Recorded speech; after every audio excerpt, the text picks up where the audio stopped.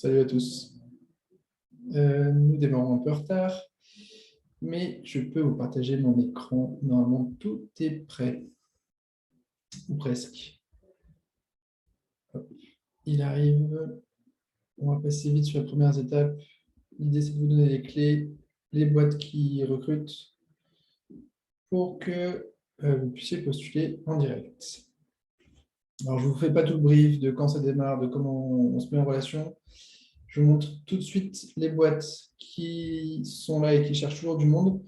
Et cette fois-ci, dans le replay, vous aurez les fiches directement dans le catalogue. Comme ça, pour aller voir un peu plus d'infos sur les boîtes si besoin. Vous n'hésitez pas.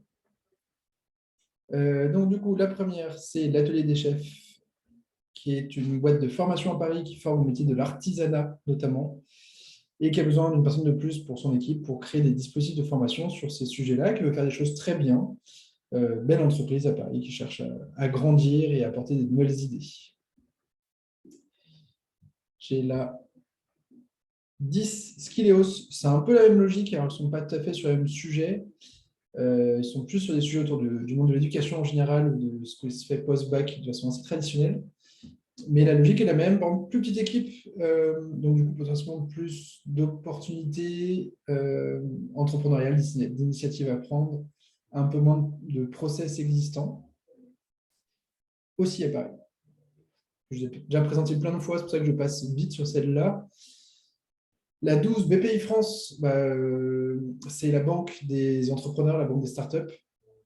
Ils créent beaucoup de contenu pour les dirigeants et pour les entrepreneurs. Et ils ont besoin de quelqu'un pour gérer ces dossiers-là, pour récupérer les contenus, pour les mettre en forme, pour les diffuser dans le LMS, pour créer de nouveaux programmes.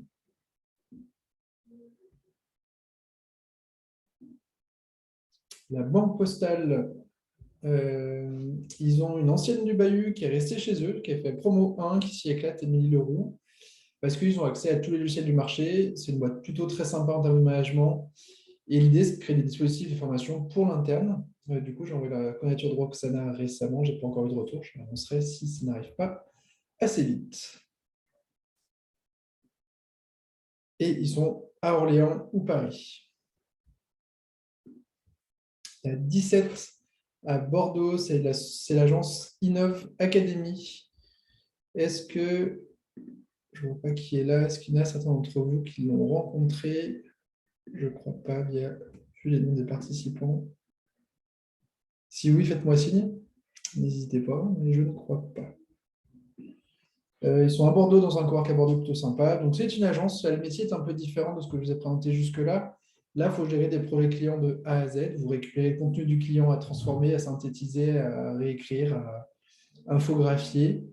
Et vous le traitez dans des outils de digital learning qui vont être du Storyline, du Teach on Mars, du BDIS ou du 360 Learning. Et c'est un peu à vous de gérer tout de A à Z. Et ils ont aussi une partie, ils font aussi leur propre contenu sur étagère, c'est-à-dire qu'ils sont les mêmes pour tous les clients. Et ils ont aussi besoin de renfort sur cette équipe quand il y a des moments un peu plus creux en production client tout court. La 18, c'est donc la startup J'Explore, à Paris aussi, où là, il faut créer des dispositifs, il faut faire un peu d'ingénierie, mais par contre, il faut aussi animer auprès des étudiants, et c'est sur le sujet de l'orientation scolaire. Toute petite boîte, donc il y a pas mal de responsabilités et pas mal de boulot.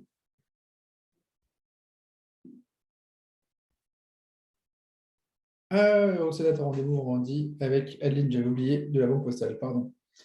Et c'est toi, Roxana, qui a rencontré J'Explore, que tu nous avais expliqué un peu la fois précédente, si je ne dis pas de bêtises. Mais peut-être que j'en dis, il est tard.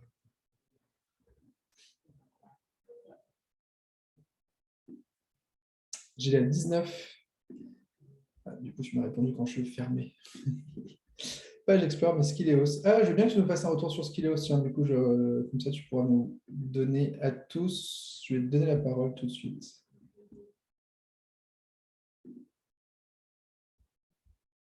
Allô? Oui, on t'entend. Vous m'entendez? Oui. Oui, du coup, j'ai vu Skileos la semaine dernière. Oui. Il y a un petit cas pratique à faire, que j'ai à faire, oui, pour vendredi. Vous m'entendez bien?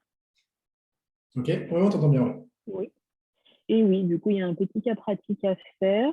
Du coup, j'ai rencontré Sacha en premier. Très sympathique. L'entretien, enfin, oui, plutôt sympathique. L'entreprise a l'air assez sympa. Assez proche, oui, de l'atelier des chefs. Je trouve en termes d'organisation et même en termes de mission. J'ai l'impression que ça se rapproche pas mal. Ouais, clairement, c'est le même type de projet. Cool, merci. Et du coup, eux, Atelier des chefs, ils te donnent une réponse quand? L'atelier des chefs, il me semble qu'il voit aussi d'autres personnes hors bahut. Ok, Du coup, je pense qu'ils ont plus de gens à voir et du coup, je pense que ça met beaucoup plus de temps pour avoir une réponse. C'est ce qu'il me semble. ok. Et ce qu'il est hausse, du coup, c'est suite à ton retour de cas pratique, ils te font un retour. Voilà, c'est ça. Très bien, Et merci. il y a un cas il y a un retour de cas pratique et après, on voit quand même une deuxième personne après le cas pratique. Ok, merci pour ces éléments. Mhm. J'en étais à John Bost, la 19, qui est donc une fondation qui regroupe plein de cliniques un peu partout en France, mais le siège était à Bordeaux. Et c'est Sandrine qui les a rencontrés, mais est-ce que Sandrine, tu es là? Oui, je t'ai vu. Tu es là. Est-ce que tu peux nous en dire deux mots? Bonjour à tous. Tu n'as pas reçu mon mail en début d'après-midi? J'ai bien vu J'ai ton mail. refusé, si, Oui. ben, j'ai refusé le poste. Alors, le projet est hyper intéressant. Qu'il faut, comment dirais-je, digitaliser toutes les formations. On ne fait pas de l'ingénierie proprement dit. On travaille essentiellement avec des personnes ressources puisque on met des formations en place qui sont pour les professionnels et non pour des apprenants. Donc, on travaille avec des médecins, des infirmiers, etc. C'est sur la santé donc mentale. Ce qui est assez sympa, c'est qu'on travaille également avec le projet, comment il s'appelle, Baromètre. C'est un outil collaboratif mis par des Canadiens. Le projet est hyper intéressant, mais n'étant pas véhiculé, le site n'est pas du tout accessible en transport en commun, bah, j'ai décliné l'offre. J'ai envoyé un mail à Violaine parce elle est en déplacement. Là, c'est vraiment dommage parce que le projet est vraiment très sympa. Hein. Ok, cool. Et ils sont à Merci. Bergerac, pardon. Ils sont à Bergerac, à 14 km de Bergerac. Ouais, donc pas simple d'accès si on n'est pas dans le coin. Ben voilà, exact, oui. En tout cas, si on n'est pas véhiculé. Ok, merci pour ce retour. J'ai une très très belle société, mais à Tours, la Cité des formations. Donc c'est un CFA, ils forment des jeunes sur plein de métiers passionnants. C'est une équipe qui a l'air géniale, qui fait les choses bien. Et l'objectif de la digitalisation, c'est de permettre à tous les étudiants d'avoir accès au contenu et de pouvoir réviser quand ils veulent et d'être plus efficaces en cours. Ils sont 4 dans l'équipe, ils cherchent une personne de ressources supplémentaires. Pour l'instant, je n'ai présenté personne. Et pourtant, la mission peut être très cool pour ceux qui aiment bien le monde de l'éducation et qui ont envie de changer un peu ce monde-là. Pareil, autre coup de cœur, à Lille. Donc, je n'ai pas de Lillois à cette promo, malheureusement. C'est Signes de Sens, ils font des formations pour les personnes qui veulent apprendre en langue des signes. Donc, il y a aussi énormément de choses à faire dans une belle association qui a envie de faire bouger le monde du handicap et de rendre la formation accessible à tous. Voilà. La 26 Cumulus, qui est du coup que tu as rencontré, Roxana, ou pas? Oui. Oui. Euh, euh, c'est intéressant. Après, c'est beaucoup de la chefferie de projet, en fait. Il y a beaucoup moins de marge de main-d'œuvre au niveau de l'ingénierie pédagogique et de la conception pédagogique. Donc, Parce que je ne sais pas encore trop, effectivement, moi, comment me positionner par rapport à ça. c'est un éditeur logiciel qui fait un logiciel qui permet de mettre l'interactivité dans les vidéos, dans les podcasts, et il cherche quelqu'un pour accompagner les clients à savoir créer des contenus ou pour créer des contenus pour eux. Mais du coup, effectivement, on est un peu plus sur de la gestion de projet que de la pure ingénierie pédagogique parce que vous travaillez déjà que sur un logiciel. Pour autant, c'est des boîtes qui payent pas mal où il y a plein de choses à faire après chez eux. Et vous êtes au plein cœur des EdTech, parce que c'est un des logiciels EdTech les plus utilisés. Donc, vous avez aussi ça vous fait un beau réseau potentiellement. Après, Thomas a l'air vraiment très sympathique aussi. Thomas Delattre. Ouais. Tout à fait. Merci pour ce retour. J'ai la 27 Eiffage à Vélizy, en banlieue parisienne, donc une énorme entreprise dans le monde du BTP. Pour autant, il n'y a qu'une personne au digital learning, il y a un peu tout à faire, tout à construire, tout à imaginer, parce qu'ils sont aux prémices. Donc voilà, grosse mission qui peut être cool, mais à Paris aussi. Là, j'ai pensé à Caroline qui n'est pas présente. C'est une super boîte You Know Why qui fait des tablettes pour les enseignants et les élèves primaires et collèges. Et ils cherchent quelqu'un pour créer des dispositifs, mais aussi pour animer un peu ces formations, pour expliquer aux enseignants comment utiliser les tablettes, dans quel cadre, qu'est-ce qu'on peut récupérer comme info, à quoi ça sert, pourquoi, etc. Donc, c'est un profil un peu mixte, mais ils ont des moyens, ils ont changé le monde de l'éduc par la techno et ils sont vraiment très cool. Et la manageuse est vraiment top. C'est vrai que je pensais à Caroline, mais je n'ai pas encore eu au téléphone pour lui présenter. Si ça donne envie à quelqu'un d'autre, n'hésitez pas. J'ai Avenir Santé Formation à Lyon ou à Vannes et je ne vois pas Chantal qui les a rencontrés. C'est un organisation qui bosse pour le monde de la santé, comme le nom l'indique. Et donc, il faut créer des parcours de formation pour les cliniques clientes qui viennent avec des projets.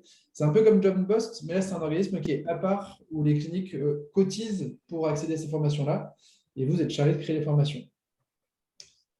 Et notamment ils ont plusieurs sujets, mais en ce moment, un de leurs gros enjeux, c'est créer des formations pour les cliniques et EHPAD pour les personnes âgées. La 31 à Nantes, super CFA qui s'appelle Intelligence Apprentie, où il faut créer des dispositifs de formation. Ils ont l'air top aussi, ils ont l'air de faire plein de choses, d'être innovants et de vouloir faire bouger le monde de l'éduc. Pour l'instant, j'ai présenté personne, parce que à Nantes. Donc, je ne sais pas s'il y a quelqu'un qui est intéressé, mais très belle boîte. La 32 Soltis, c'est une ONG qui travaille pour le continent africain pour les aider à avoir un meilleur accès à la santé. Donc, ils vont former des infirmiers, ils vont former des personnes qui sont localement, qui s'occupent de la santé. C'est à Paris et ils n'ont pas de salariés dans l'équipe Digital Learning, mais il y a plein de choses à faire. Ils ont déjà pas mal de contenu. Roxana, ta question, comme Safe Team? Oui, un petit peu comme Safe Team pour Avenir Santé Formation, tout à fait. Après, sur des contenus moins quali que Safe Team, je trouve. Safe Team, ils font des choses que je trouve vraiment incroyables. Donc, Soltis, voilà, et Roxana, ta candidature, ils m'ont répondu ce matin comme quoi ils vérifiaient bien auprès de l'Europe que ça pouvait être financé, mais que c'était en train d'avancer. J'ai Adéco Training à Lyon. C'est une petite équipe, en fait, c'est presque une société à part dans Adéco qui crée des formations pour les collaborateurs d'Adéco ou pour les clients d'Adéco. On a une ancienne du Bahut qui est chez eux, Mathilde, qui s'y éclate. Il y a plein de choses à faire. Ils ont des moyens, ils grandissent, ils sont plutôt sympas, l'équipe a l'air cool. Mais après, ils ont plein de projets. Ils sont 10 dans l'équipe Digital Learning. Pour l'instant, j'ai envoyé, si je ne dis pas de bêtises, j'ai envoyé quelques candidats et je n'ai pas encore eu de réponse, il faut que j'y avance. À part entière, à Paris ou 100% remote, c'est une toute petite boîte, une startup à impact qui travaille sur l'égalité homme-femme, sur le congé mat, enfin, la maternité, sur plein de sujets de management très bienveillants, positifs, pour faire bouger le monde des entreprises avec des belles valeurs. La dirigeante, elle fait beaucoup de formations, mais elle aimerait créer des contenus pour faire la case inversée notamment, ou pour faire des formations tout court en ligne. Bon, c'est une petite boîte, donc il n'y a pas un budget de fou. Et par contre, elle sait faire déjà plein de choses. Elle utilise déjà pas mal d'outils. Elle a vraiment quelqu'un en relais avec elle qui est passionné par ces sujets-là. Voilà, Paris ou 100% remote. IMAPRO, c'est un peu la même chose que Skilléo, c'est l'atelier des chefs. C'est un petit organisme de formation qui fait des contenus sur bibliothèque ou sur étagère qu'ils vendent après. Et ils veulent faire des choses bien, ils ont besoin de grandir l'équipe. 36 Smartch, une agence de digital learning à Paris, en banlieue parisienne ou en remote. On a un étudiant de la promo 4 chez eux, Rémi, qui s'y éclate. Après, il croule sous les projets. Il y a plein de choses à faire. La dirigeante est assez convaincue du Bahut, parce que du coup, elle a déjà eu quelqu'un sur le format d'alternance et ça se passe très bien.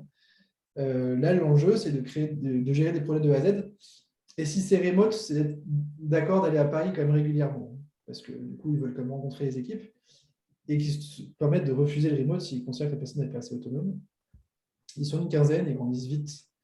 Et il y a plein de choses à faire. Après, des projets plus ou moins intéressants en fonction des clients, tout comme toujours, hein. Mais voilà, il faut avoir un bon relationnel client parce qu'il faut les gérer quasiment tout seul. Une autre agence de digital learning à Paris, par contre, pas de remote. Pourquoi j'ai mis remote? Hop, j'enlève. Ça s'appelle La Sphère. Plus petite équipe, ils sont 11. Ils ont été rachetés par un grand groupe, mais ils ont des moyens. Ils aiment beaucoup ce que fait Sido. Après, ils s'inspirent beaucoup. Ils ont envie de faire des choses bien. Ils ont une approche assez scientifique de la pédagogie que j'aime beaucoup. Et voilà, ils cherchent une personne en plus aussi dans leur équipe. J'ai Veolia à Lyon, la 38, qui est donc une grande entreprise, mais ils ont aussi, comme Adecco, leur propre organisation de formation qu'ils ont créé. Donc, ce qui est bizarre, c'est que quand Veolia demande une formation, ils payent à cet organisme. On a une ancienne chez eux, Inde, qui se plaît très bien. Et là, il y a plein de sujets, aussi bien des sujets métiers sur l'eau, sur les déchets, sur l'environnement, que sur des sujets internes. Comme nous, on a un peu participé à refondre la formation finance pour les financiers. Ils sont 5 dans l'équipe Digital Learning à Jonage ou à côté de Lyon. Et ils ont plein de demandes, donc ils ont besoin de faire grandir l'équipe. Ils produisent un peu en interne, ils ont accès à peu près à tous les outils du marché, mais aussi ils sous-traitent beaucoup à des agences, parce qu'ils n'ont pas le temps de tout faire, ils ne peuvent pas tout faire. Il y a 39, ils nous connaissent bien, c'est le CFA Gastronomie. Là, je sais que j'ai envoyé François, notamment, qui va nous dire s'il a pris son rendez-vous ou pas. Est-ce que tu as pris ton rendez-vous, François, ou pas encore? Est-ce que tu les as déjà rencontrés? Allô, on m'entend? Oui. Ouais, du coup, j'ai envoyé un mail et j'attends leur réponse. Ok. Voilà. N'hésite pas à lancer Morgane, qui est adorable. Donc, Morgane qui a fait la Ouais. promo 1, elle a embauché Pierre-Yves qui a fait la promo 3, elle a embauché aussi Arthur qui fait la promo 4 en ce moment. Ils veulent créer les meilleurs contenus du monde sur le thème de la gastronomie. Pierre-Yves, lui, est un ancien vidéaste, donc il a un certain goût graphique, il fait des choses très belles. Ils ont choisi un LMS qui est assez sympa, qui est TeachUp. Et vraiment, ils ont envie de faire plein de choses bien, mais il y a un travail de dingue. Et en plus, socialement, c'est une belle école qui accepte un peu tous ceux qui sont prêts à venir tant qu'ils sont motivés, avec un superbe lieu. Donc, c'est le château de Marcy-l'Étoile qui est à la frontière avec Charbonnières. Et il y a un peu de télétravail possible, mais il faut être sur place parce que les formateurs sont sur place. C'est eux qui vont filmer, c'est eux qui font interviewer, aussi bien le pâtissier que le boulanger, ou les chefs, les serveurs. Enfin, assez cool comme projet. Omnifère, la 40, qui a déjà embauché un Bayusien, Florian de la promo 2. Ils travaillent dans le monde du rail, des trains. Ils sont à Redon, en Bretagne, où ils proposent du full remote. Florian est à Lyon. Et là, l'idée, c'est de participer à la création de dispositifs de formation, donc de créer des dispositifs, mais aussi la partie un peu orga derrière pour assurer que les gens sont bien présents, ils suivent bien les formations, qu'ils sont allés au bout, de sortir leur fiche d'évaluation, de sortir leur fiche d'hébergement. Il y a un côté gestion de projet, un côté création de dispositifs pour la 40. La 41, YEP, qui est un logiciel qui va sortir qui veut concurrencer PayFit sur l'élaboration des fiches de pays. Ils sont à Lyon et en fait, ils ont envie de monter tout de suite une académie pour les clients pour qu'ils se forment à la paye, pour qu'ils se forment aussi au logiciel. Il y a pas mal de sujets autour de ça pour se différencier un peu du marché et pour que les clients ne soient pas trop perdus, sachant que la paye, c'est un sujet assez complexe et qu'on n'apprécie pas trop. Donc là, c'est créer une académie, donc c'est que sur ce sujet qu'il faut travailler, mais aussi bien sur le logiciel que sur le monde de la paye. Orano, maintenant la 42, qui est une grande entreprise dans le monde de l'énergie à Paris. Ils sont 4 dans l'équipe, ils ont besoin de renforcer parce qu'ils ont plein de sujets en interne pour eux, pour leurs collaborateurs. Mais ce n'est pas l'entreprise vers laquelle je vous enverrai, sauf si vous avez un coup de cœur pour ce monde-là, parce qu'ils ne payent pas bien. Et Yep, ils ne payent pas trop mal, au contraire, celle d'avant. J'aime beaucoup Nextube, c'est le nom des écoles de commerce ESG ou SN notamment. Et l'équipe que j'ai rencontrée est très sympa, veut faire des choses bien, et notamment en dernière année d'école, ils veulent que les étudiants aient un parcours beaucoup plus personnalisé. Or, ils ont peu d'étudiants, donc c'est compliqué à faire en présentiel.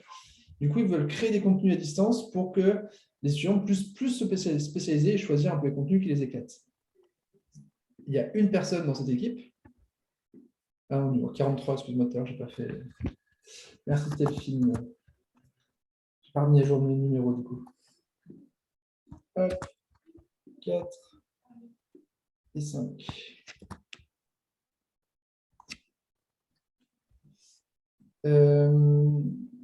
Il y a une personne sur ce sujet-là. Ils ont déjà fait des contenus, ils ont déjà des vidéos, mais ils n'ont pas encore de LMS. Ils avaient Moodle, mais ils ont trouvé ça trop moche, trop nul, ils ont arrêté. Donc là, ils sont en train de chercher un nouveau LMS. Ils aimeraient bien que quelqu'un les aide à réfléchir à ce sujet, sachant que c'est un des premiers sujets qu'on bosse au Bahut. Du coup, c'est cool. Et voilà ce que je peux vous dire. Si vous aimez le monde de l'éducation et de l'enseignement supérieur, ça peut être une bonne opportunité.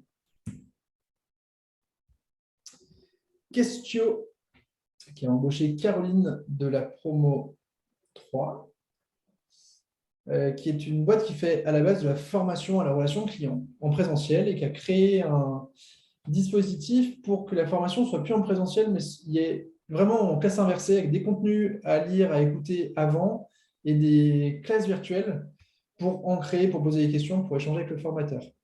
Ils ont du coup créé leur propre dispositif technique avec des avantages et inconvénients.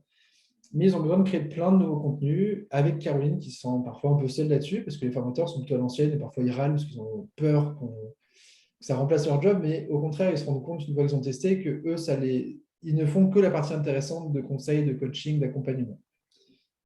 Voilà pour question. Et la dernière, peut-être pour François Molly, mais je ne le vois pas présent.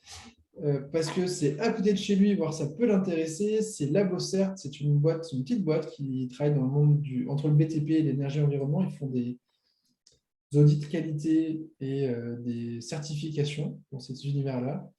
Et ils font déjà de la formation, mais ils voudraient un peu structurer ça et pouvoir faire du distanciel. Ils ont une personne qui est en charge, mais qui n'a pas le temps, parce qu'il fait plein de choses. Il est aussi directeur commercial. Il aime toucher à tout, mais du coup, il n'a pas le temps. Et donc, c'est entre Lyon et Saint-Étienne. Et ils ont plein d'idées, un peu de budget et ont envie de faire des choses sympas. Voilà un peu les nouvelles boîtes. Du coup, je vais mettre à jour juste après le PowerPoint avec les fiches dans les présentations. Comme ça, vous aurez toutes les infos avant de me dire que ça vous intéresse.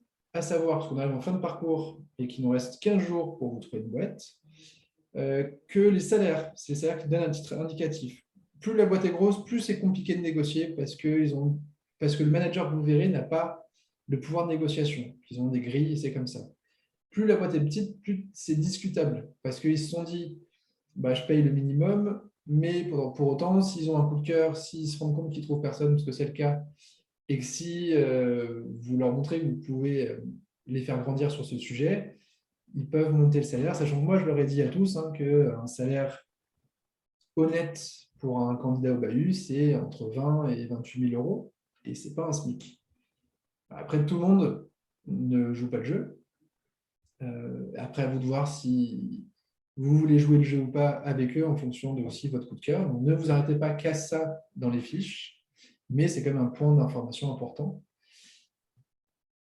Parce que, alors juste pour vous donner aussi un rappel là-dessus, les boîtes, du coup, c'est entre guillemets elles qui financent votre formation et pendant vos jours de formation, vous êtes payé et vous avez aussi des vacances pendant l'année. D'où on est moins payé qu'en poste. En poste, en moyenne, nos anciens sont à 32 ou 33 000 euros bruts après 3 mois ou 1 an d'expérience en fonction de ce qu'ils ont fait comme type de Bahut. Voilà pour ces éléments. Est-ce que vous avez des questions? Je complète tout de suite moi les fiches pour que vous ayez tout sur le document, parce que pour l'instant, elles ne sont pas toutes mises, je n'ai pas eu le temps. Et comme d'hab, par mail, j'attends vos mails, idéalement dès demain, le plus tôt possible, comme ça que je puisse vous mettre en relation, enfin que je puisse envoyer votre profil et vous mettre en relation. Oui, Delphine. Bonjour. Pour la 38 Veolia, Ouais. dans l'offre, il y avait marqué qu'il proposait de faire, la mission, ça consisterait aussi à faire de l'animation de formation. Ouais. Est-ce que ça te dit quelque chose ou tu ne te souviens pas? Ça me paraît bizarre parce qu'ils ont beaucoup d'experts.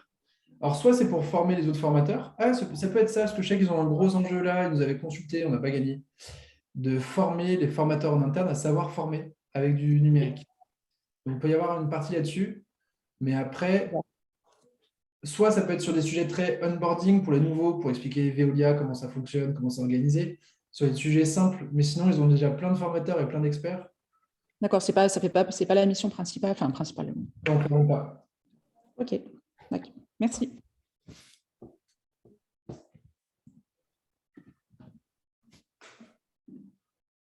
Est-ce que vous avez d'autres questions ou est-ce que c'est tout bon pour vous? Si c'est tout bon, je vous envoie le replay, le catalogue à jour et j'attends vos messages et ça va le faire. On va avancer. Nicolas, je n'ai pas mis pour info du coup Hello Charlie parce que je n'ai pas une nouvelle, je ne sais pas si tu as envie de ton côté, mais comme il m'avait dit qu'il avait plutôt une coup de cœur sur le profil, je n'ai pas représenté la boîte en attendant qu'il me dise go no go. C'est pour ça que je ne l'ai pas mis dedans. Il n'a pas annulé son offre pour l'instant. Vous parlez vendredi, très bien.